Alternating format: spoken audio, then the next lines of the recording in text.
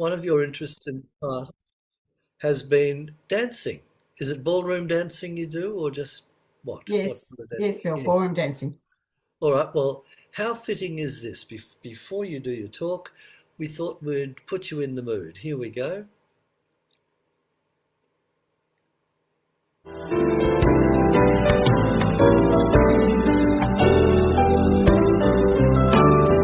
Welcome to life, we are glad you are here. Glad you could join in the dance. It won't be easy, but it can be fun. Why don't we give it a chance?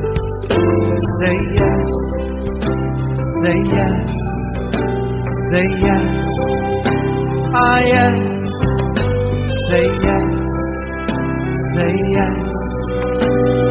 Yes, yes, yes, yes.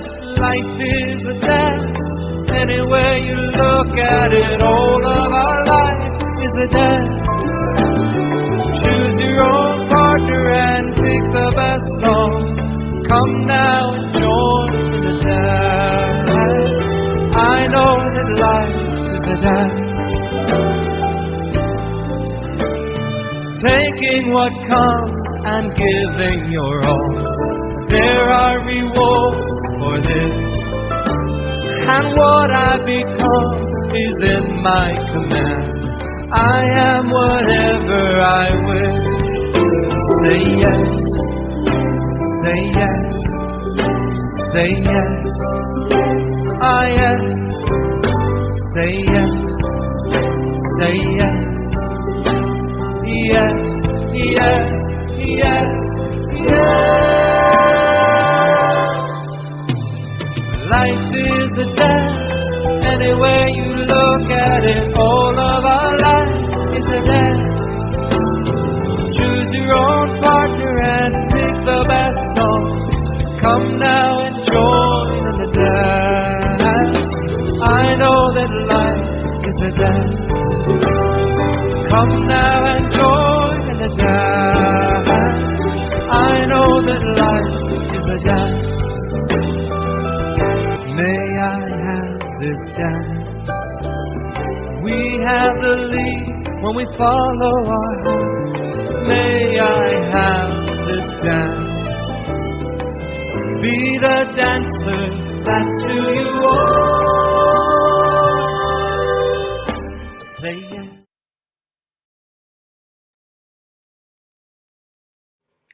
Whoa, there we are. I hope that brought back great memories for you, Diane. Thank you. And we're looking forward to your wonderful talk. So would you welcome Diane to Unity of Melbourne? Thank you. Thank you, Bill. And hi all. And it's great to be with Unity of Melbourne again this week. I tend to share my Unity time with all locations and teaching. But today I want to talk about the basic ideas for practical spiritual living in our modern life. A modern life of the worry habit. Do you have that? Next slide too, thanks. Right. On the front of Unity Melbourne's website is the words that talk about practical spiritual living in modern life. And I couldn't help but take my title for this talk today from that. This talk was an inspiration about 2 days after Bill asked me to do the talk for this Sunday. And then a few things happened and that changed it slightly. I was having a challenge with the title, and I couldn't quite work it out until I went to the Unity of Melbourne website. And there was the title right in front of me. Basic ideas. Simple approach to practical spiritual living today. I believe it is all in our principles, our 5 basic principles of unity that help us to do that. After that, we just figure out the living it part. That's principle 5. So what is a principle? Well, it's a fundamental truth or proposition that serves as the foundation for a system of belief or behaviour or for a chain of reasoning, a general scientific theorem or law that has numerous special applications across a wide field. Cambridge Dictionary says it's a basic idea or rule that explains or controls how something happens or works. And one of their examples is the machine works according to the principle of electromagnetic conduction. It's like gravity. It's just a law that is, and things work based on gravity. From vocabulary.com, it says principles definition is a principle is a kind of rule, belief, or idea that guides you.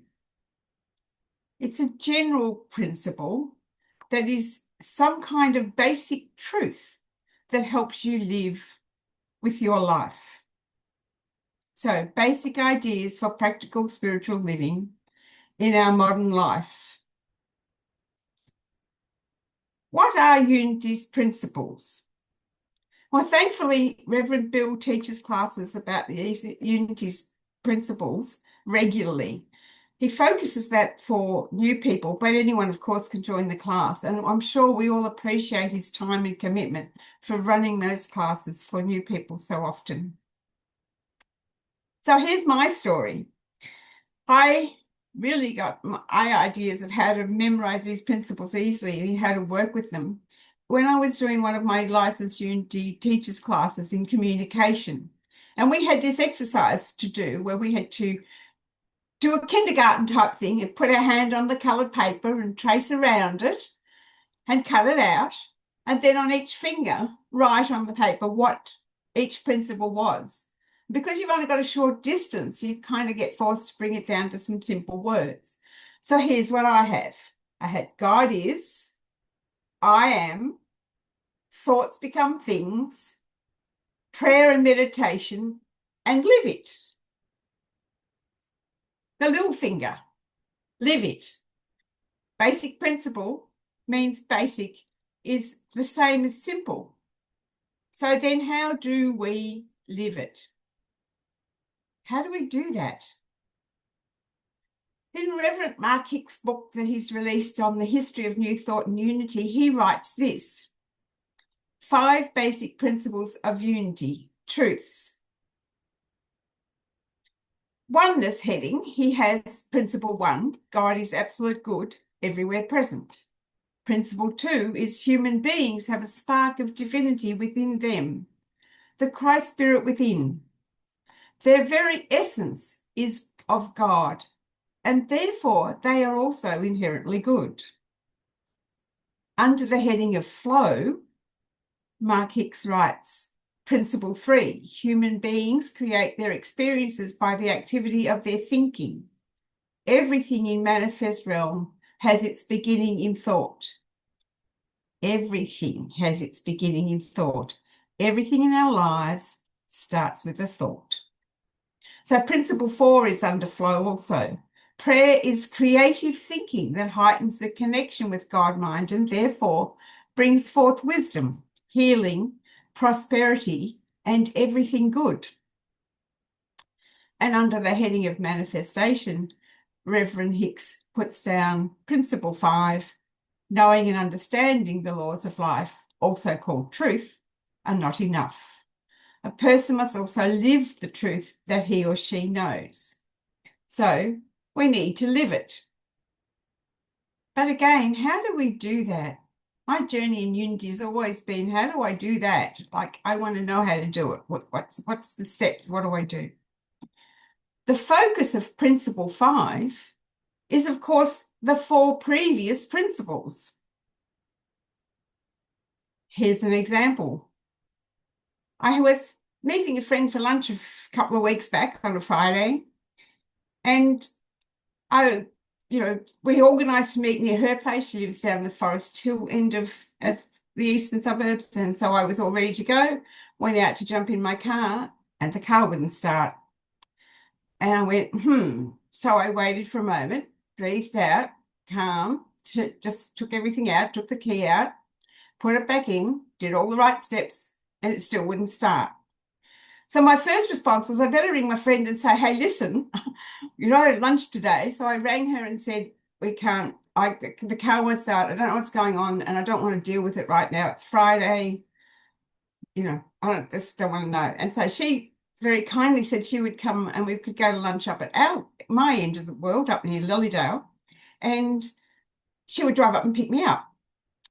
So that's fine. Fortunately, it was one of those August days. It was a nice sunny day and I was outside and I've got all my things ready to go. So I didn't want to go back inside the house. So I sat outside on the front step for a while and I said these words, thank you, Lord. So what are the lessons and what are the gifts in this? And of course, I was out waiting for about 40 minutes. And in that time, I had time to really sit quietly and meditate on the front step in the sun.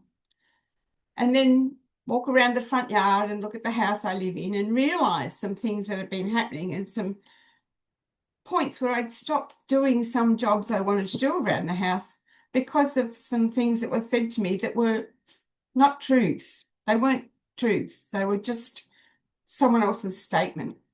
And I became aware of that and got that lesson and a few other lessons. And then my friend came pick me up. We went to lunch. We had a lovely lunch, and driving back, I noticed some things in regard to her and had some lessons that were important to me with her.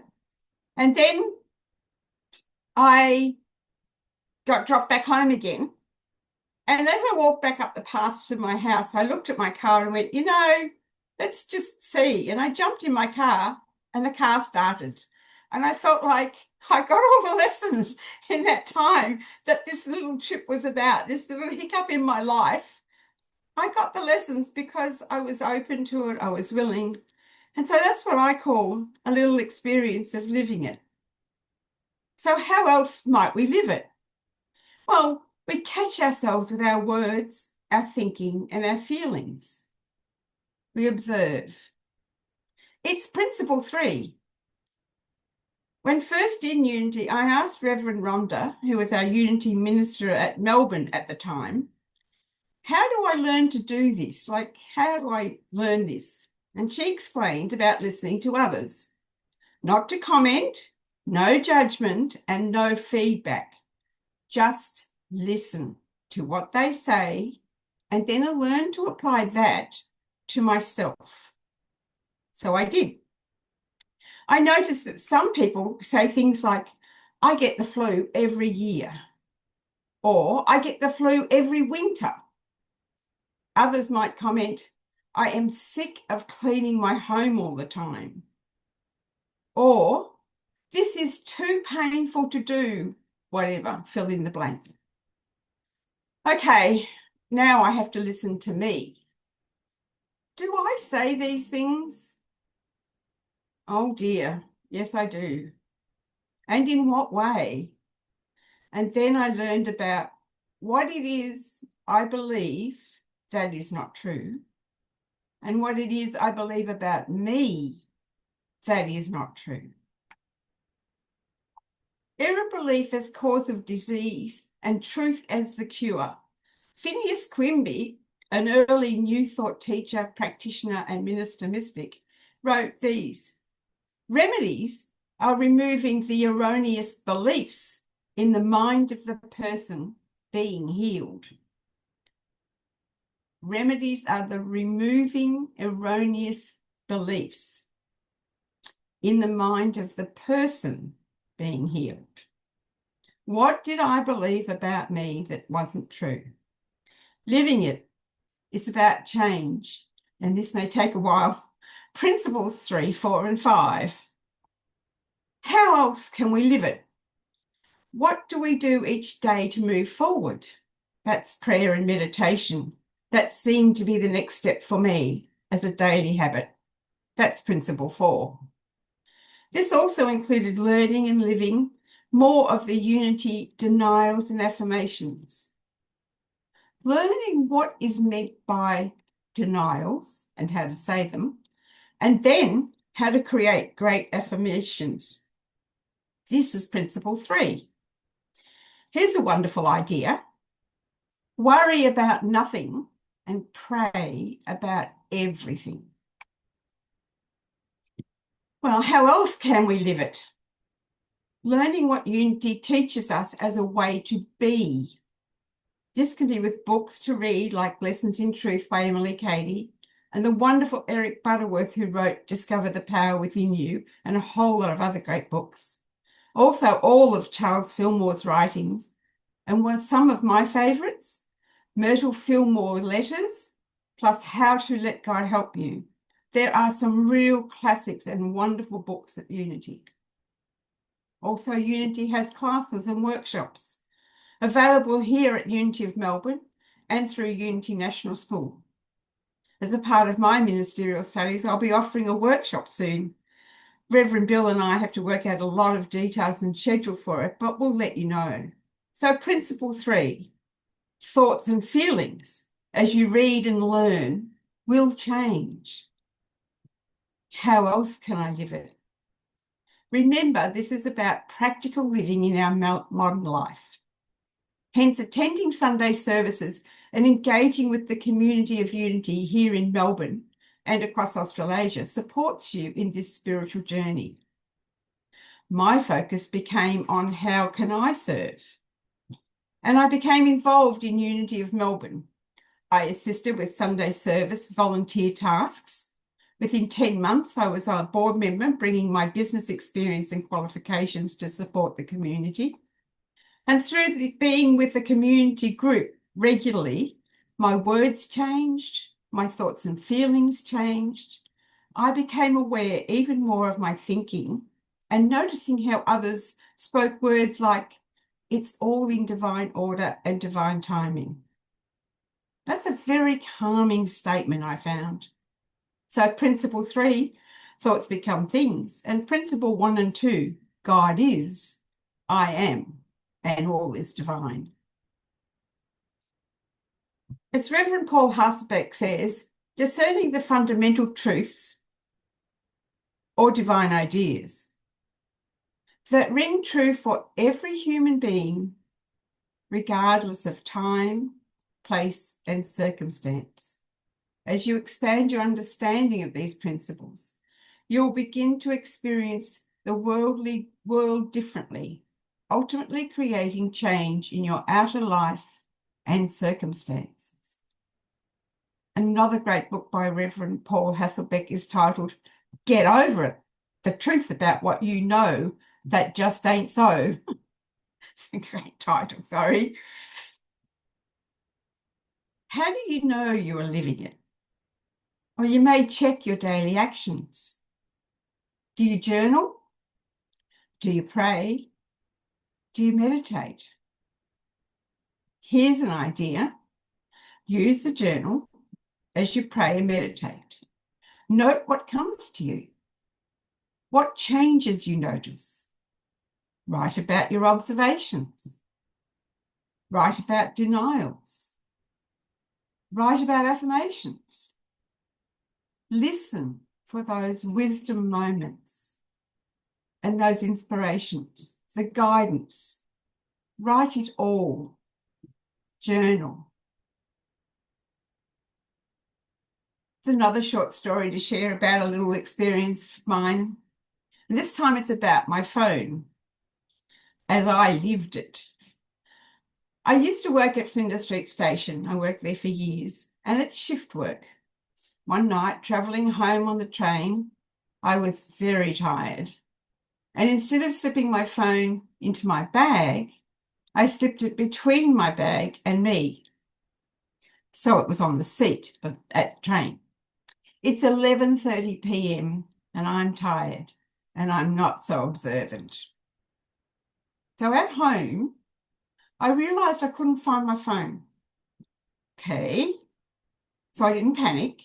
I didn't worry. I just said, first, I affirmed nothing is ever lost and it will show up or it will be returned to me.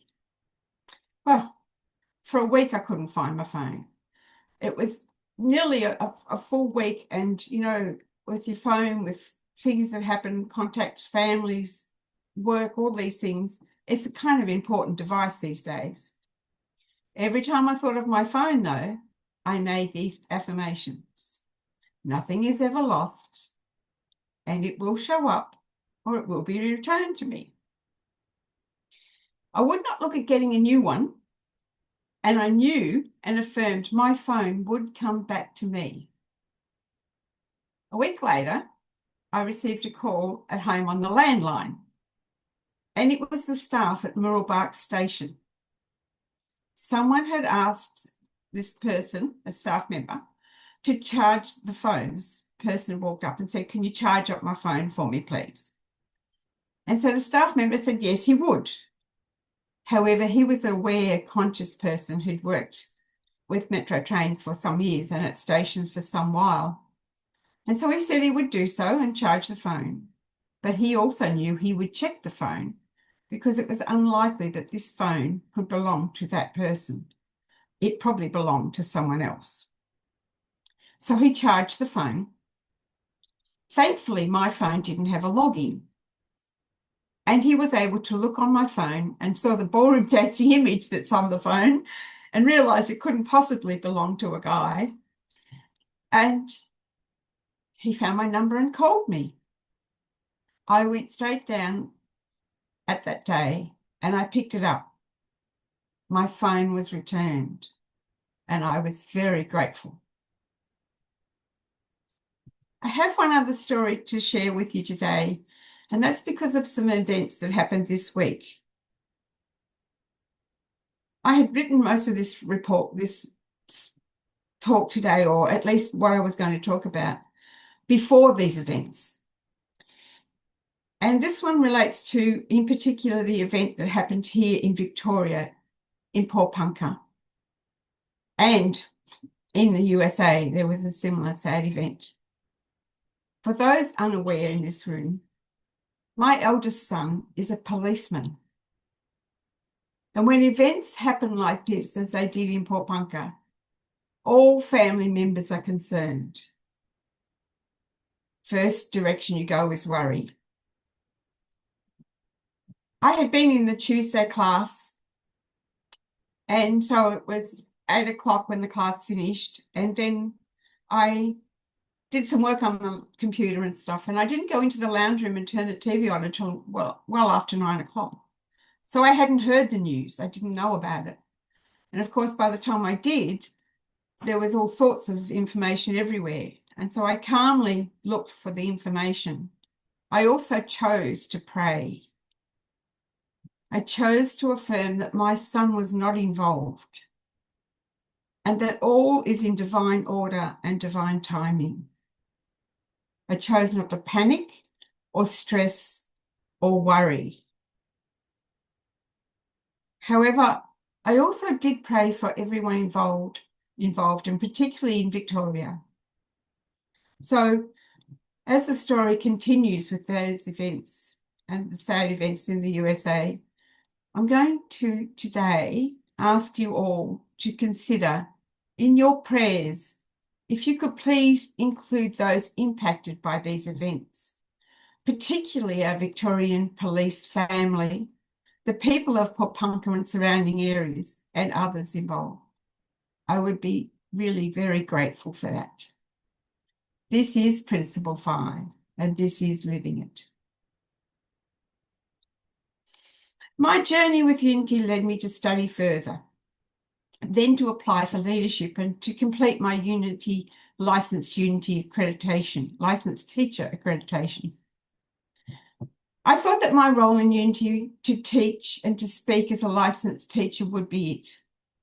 I support all of Unity Australasia, all the congregations, and teach classes for Unity National School. However, guidance is an interesting thing, and my guidance for leadership continued. So I followed that, and after much prayer and meditation and journaling, to apply for the Unity International Ministerial Program. And I'm happy to announce to you in late July, I was accepted into this program and I'm now a ministerial candidate. I am not suggesting that this would be your journey there's some challenges for all of us in our lives, and so I'm not suggesting that is your journey at all. Your guidance is for you. Your spiritual journey is for you. We all come by different paths to unity. And I had some wonderful conversations last Sunday with people I was meeting for the first time and their journey and how they've come to unity. What I notice, though, is I often hear people say they all feel like they have found their home. And I felt like that too. As I learned more and changed my outer being in my life, I felt like I had found my home. Unity offers us all a great way to experience ourselves, the world around us, through connecting with our inner life journey and our inner Christ. These basic unity principles are our daily guide. They are the truth we speak of in unity. Reverend Hasselbeck says it like this: as you expand your understanding of these principles, you will begin to experience the world differently, ultimately creating change in your outer life and circumstances.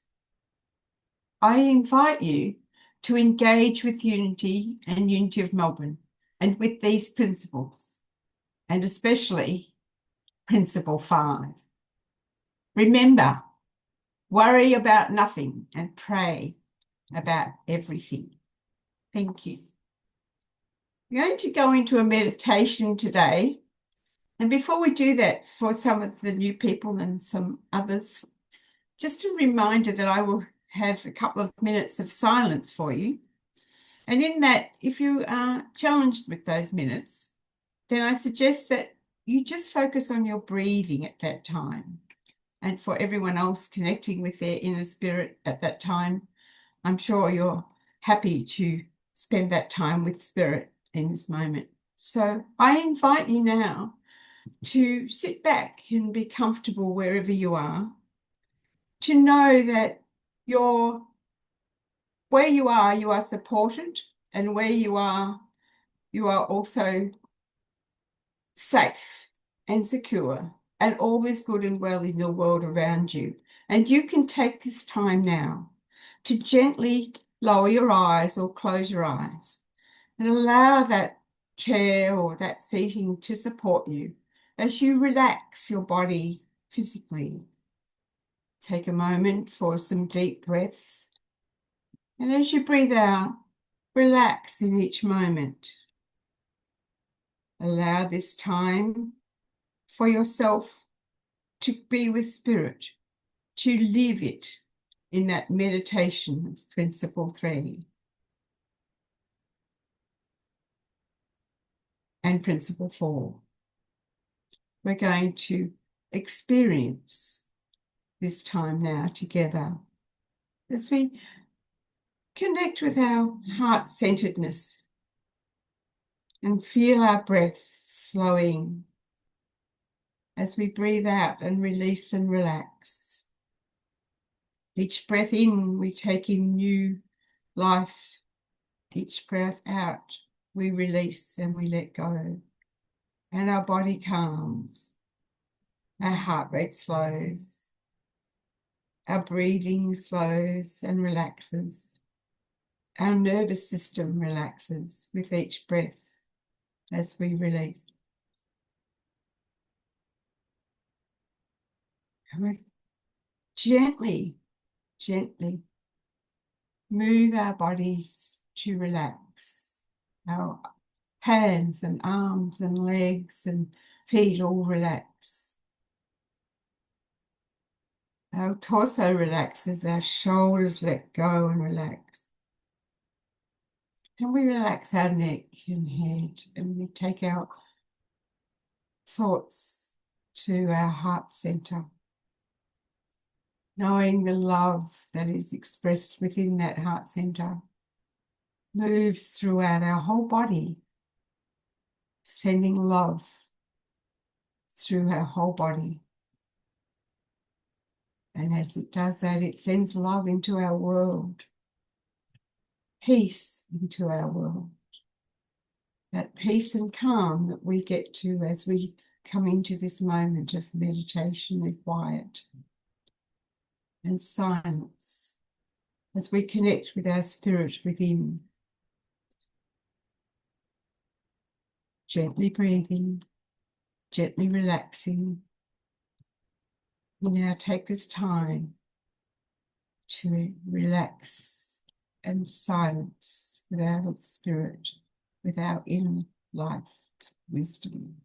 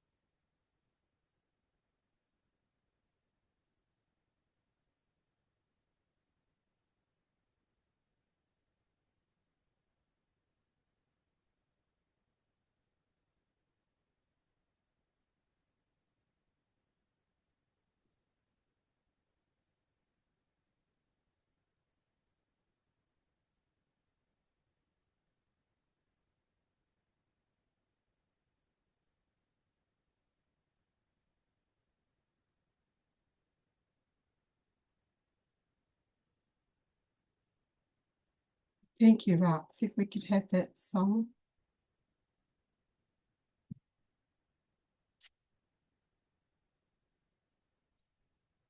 You may wish to listen to this song as we gently come back out of our meditation when you're ready. Thanks, Rox.